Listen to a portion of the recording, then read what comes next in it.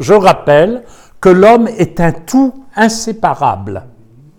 Ça, c'est la vision biblique de l'homme.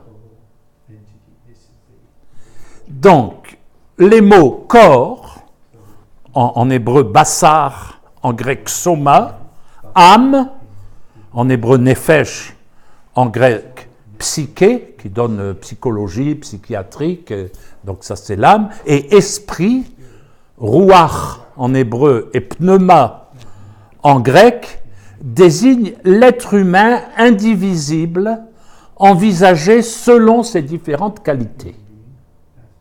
Alors, il faut le dire, ça. Et la séparation du corps et de l'âme-esprit, si vous voulez, c'est la mort, justement. La mort, c'est la séparation de l'élément matériel qui est constitutif de ma personne avec l'élément, du coup, je vais le dire mieux, de l'élément spirituel qui est constitutif de ma personne avec l'élément matériel qui est aussi constitutif de ma personne.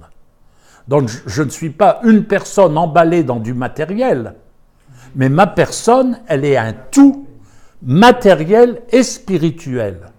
D'où la notion de résurrection des corps. Vous voyez ? Donc, c'est la mort. Et la mort, donc cette séparation de l'âme-esprit et du corps, elle est irréversible. Ça, c'est l'enseignement de la Bible. Il n'y a jamais personne qui est revenu de la mort. Sauf, évidemment Jésus, mais lui, la résurrection de Jésus, elle est d'un autre ordre. Mais dans la Bible, il n'y a jamais personne qui est revenu de la mort, sauf, il y a Lazare, mais il y en a d'autres. On va les étudier, on va les voir. Mais ces gens-là n'ont rien raconté de l'au-delà.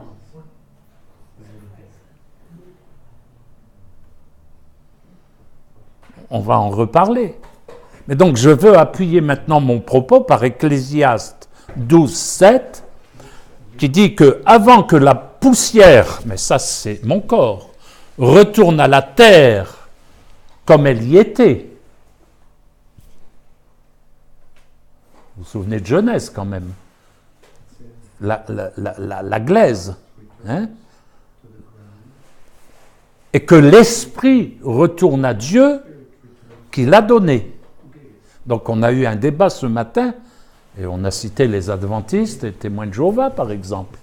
Donc je ne peux pas être adventiste ou témoin de Jéhovah à cause de ce texte.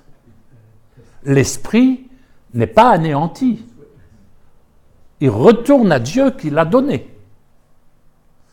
Donc mon corps, évidemment, dès qu'il est séparé de l'esprit, ne vaut pas grand-chose. Il retourne en poussière. Mais il y a un élément constitutif de ma personne qui retourne à Dieu. C'est mon esprit, que d'autres vont appeler l'âme, mais c'est comme disait Jeanne d'Arc, c'est tout comme. L'esprit retourne à Dieu qui l'a donné. Maintenant, j'attire votre attention sur Ecclésiaste 9, 5 à 6. Les vivants, en effet, savent qu'ils mourront. Les morts ne savent rien, et pour eux, il n'y a plus de salaire, puisque leur souvenir est oublié, leur amour et leur haine et leur jalousie, donc leurs sentiments terrestres, ont déjà péri, et j'ai souligné en gras, et ils n'auront plus jamais aucune part à tout ce qui se fait sous le soleil.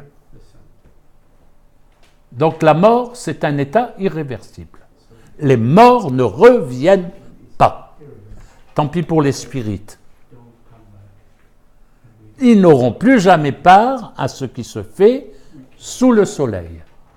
Et mon pasteur, qui est un homme très intelligent et très instruit, quand je lui ai dit que j'allais vous parler de la mort imminente, m'a dit, mais dans la mort, le cerveau est mort. Donc le cerveau n'enregistre plus rien. Donc il n'y a plus de souvenirs. Et ici, on va avec Ecclésiaste dans ce texte-là. Alors comment ces prétendus morts qui reviennent peuvent-ils nous raconter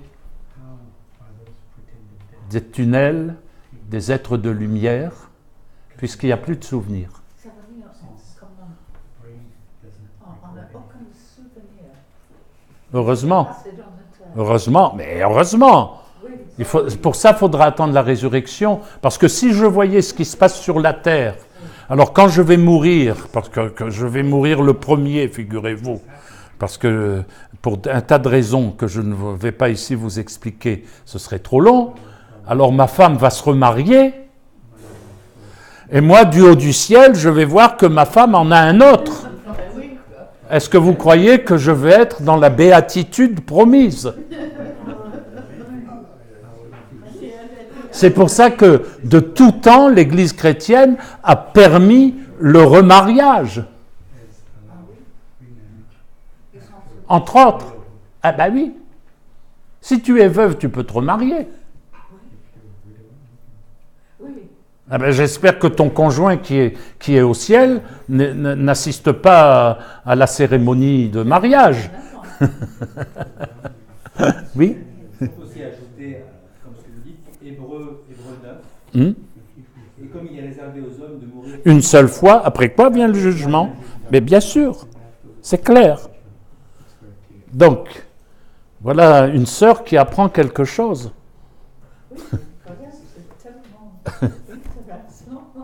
Ah ben oui, mais... Donc, entre parenthèses, ils n'auront plus jamais part à ce qui se fait sous le soleil. Ça montre combien les apparitions de saints, de Vierge Marie, combien c'est faux. On avait déjà vu avec Lazare et le mauvais riche ce matin. C'est impossible. Combien les prétentions du spiritisme où on communique avec les morts sont fausses. Alors on parlait de Saül avec sa séance de spiritisme, hein, pour faire monter Samuel. Moi, avec ce verset-là, je crois que ce n'est pas Samuel qui est monté. Alors je sais bien que c'est discuté parmi les théologiens. Mais moi je crois que c'est un démon. Donc le spiritisme s'explique par des apparitions de démons. Alors eux, on part à ce qui se fait sous le soleil, malheureusement. Mais donc quand vous avez contact avec un défunt, vous n'avez pas contact avec le défunt, vous avez contact avec un mauvais esprit, avec un démon qui... Alors les démons sont des Laurent Gérard puissance X. Vous connaissez Laurent Gérard? Non? En France, c'est un imitateur. Donc, il imite les hommes politiques, etc. Et quand vous l'entendez, quand il fait Giscard d'Estaing, vous croyez vraiment que c'est Giscard d'Estaing qui parle, hein? Mais les démons sont des Laurent Gérard puissance X. Non seulement ils peuvent prendre la voix d'un défunt, ils peuvent prendre ses attitudes, ils peuvent même prendre son apparence physique. Mais c'est le père du mensonge. Oui, physique, je dis bien. C'est ce qu'on appelle en théologie un corps assumé. Donc ils sont des esprits, mais ils peuvent prendre une apparence. Mais c'est une apparence matérielle, un corps assumé. Donc ce n'est pas constitutif de leur personne, mais ils peuvent le faire. Quand les anges apparaissent dans la Bible, les bons anges, ils apparaissent sous la forme d'un homme. Mais ils ne sont pas des hommes. Les anges sont des esprits sans corps.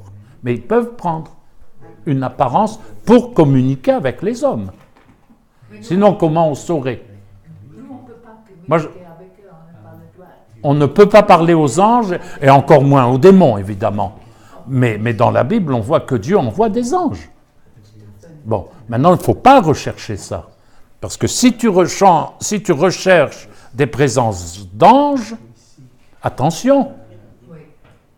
discernement des esprits. Donc, moi, je suis très prudent là-dessus.